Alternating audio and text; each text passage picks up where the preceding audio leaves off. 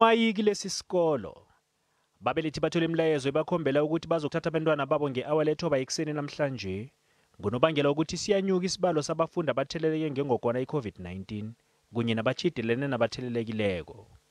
Babelethi bathwenyekile. For us, it's really a difficult thing. It's like you're between a rock and a hard place. You're keeping your child at home or are you sending your child at school?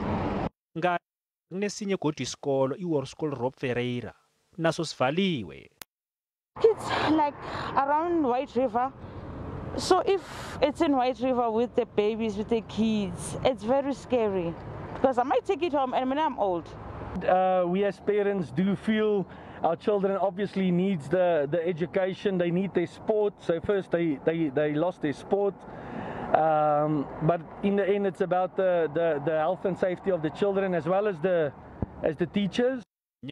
Nawo uthwenyekile ukhuthaza iinkolo ukuthi zilandele yonke imigomo ye-COVID-19.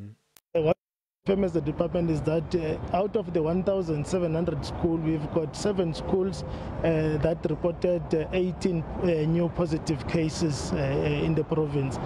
But what we would like to say is that we urge all the schools to not to let their guard down, but remain vigilant all the time. Chere basehelweni elilandelako lomjovo.